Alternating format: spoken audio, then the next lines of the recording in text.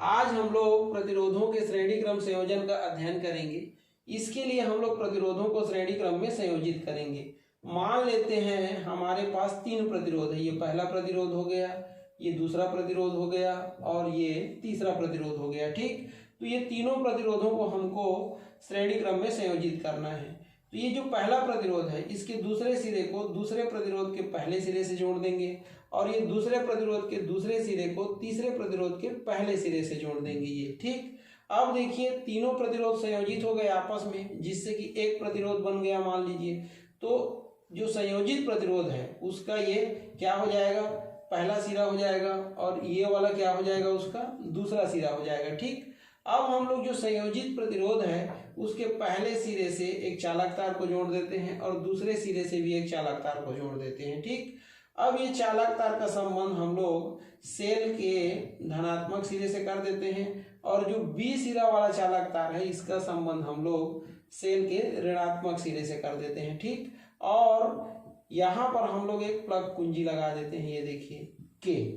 अब देखिए यदि ये जो पहला प्रतिरोध था इसका प्रतिरोधकता R1 हो, इसका R2 हो और इसका कितना हो, R3 हो। ठीक, तो इस स्थिति में क्या होता है, देखिए जैसे ही हम ये प्लग को ऑन करेंगे तो ये जो सेल है इसके धनात्मक सिरे से विद्युत का प्रवाह होने लगेगा। मान लेते हैं I धारा इस चालक तार पर बहने लगेगा ये।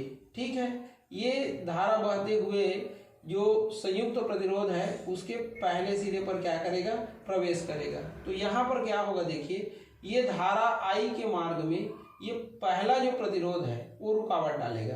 ठीक, जिससे कि इसके सिरे पर क्या उत्पन्न होगा, विभवांतर। तो मान लेते हैं उत्पन्न होने वाले विभवांतर का मान कितना है, V1 है। अब देखिए जैसे ही धारा आगे बढ़ेगा, ये धारा I आगे बढ़ेगा तो क्या होगा, ये वाला जो प्रतिरोध है वो भी धारा के मार्ग में रुकावट डालेगा। ठीक, तो मान लेते हैं यहाँ पर ये दूसरे जो प्रतिरोध है इसके सिरे पर उत्पन्न विभवांतर का मान कितना है, V2 है।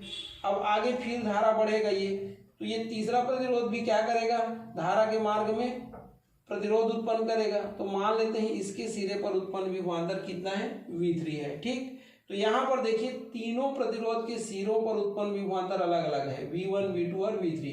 ऐसा क्यों, तो ऐसा इसलिए क्योंकि धारा जैसे जैसे आगे बढ़ेगा प्रतिरोध का मान क्या होगा, बढ़ते जाएगा।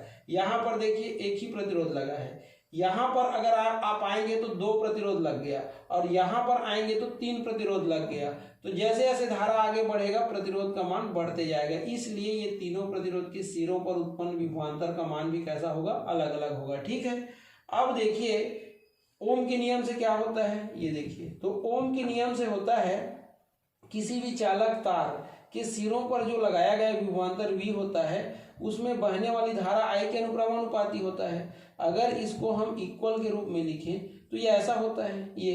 तो R क्या है, तो R यहाँ प्रतिरोध है, तो ये किसका नियम है, ओम का नियम है। तो ये देखिए अगर ओम के नियम को ये पहले प्रतिरोध पर लगाएं तो पहले प्रतिरोध के सिरों पर उत्पन्न विभवांतर को क्या लिखेंगे, देखिए तो लिखेंगे ये प्रथम प्रतिरोध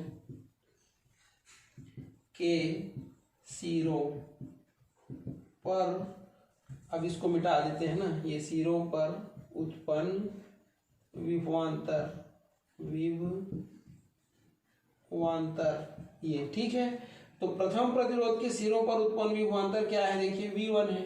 तो ये V1 बराबर क्या हो जाएगा, तो R1I हो जाएगा ये। इसी प्रकार से देखिए दूसरे जो प्रतिरोध है उसके सिरों पर उत्पन्न विभवांतर क्या हो जाएगा, R2I हो जाएगा और तीसरे प्रतिरोध के सिरों पर उत्पन्न विभवांतर क्या हो जाएगा, तो ये R3I हो जाएगा। ठीक, तो ये समीकरण 1 हो जाएगा, ये 2 हो जाएगा और ये 3 हो जाएगा। ठीक है, अब देखिए अगर हम लोग ये तीनों प्रतिरोध को एक प्रतिरोध मान लें, कहने का मतलब तीनों को क्या कर दें, संयोजित कर दें, तो क्या होगा, तो ये देखिए ये पॉइंट ए को साइड में लिख रहा हूं, ये देखिए ये तीनों को हम क्या मान लिए, एक मान लिए ना, ये एक मान लिए ये। ठीक, तो जब एक मान लेंगे तो ये संयोजित प्रतिरोध का प्रतिरोधकता R हो जाएगा और इसके सिरे पर उत्पन्न विभवांतर कितना हो जाएगा, V हो जाएगा।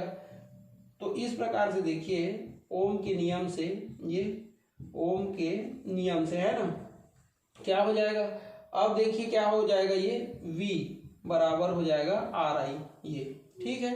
जो संयुक्त प्रतिरोध है उसकी प्रतिरोधकता R है और उसके सिरों पर उत्पन्न विभवांतर कितना है, V है, ठीक।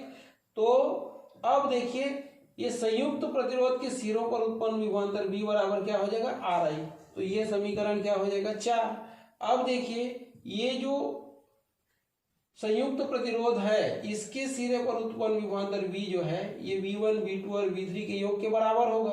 तो V बराबर क्या हो जाएगा, V1 plus V2 plus V3 हो जाएगा, ये चित्रानुसार। अब V का मान रख दो तो क्या है, RI। ये V1 का मान क्या है, तो R1I, V2 का मान क्या है, R2I और V3 का मान कितना है, R3I। तो ये देखिए RI बराबर क्या हो जाएगा, I कॉमन निकल जाएगा तो R1 प्लस R2 प्लस क्या हो जाएगा, R3। तो I से I कैंसिल हो जाएगा तो R बराबर क्या आएगा, R1 प्लस R2 प्लस हो जाएगा R3। तो ये आपका श्रेणी क्रम में संयोजित जो परिणामी प्रतिरोध है उसके लिए क्या है, व्यंजक है। तो ऐसे आपको ज्ञात करना है, ठीक।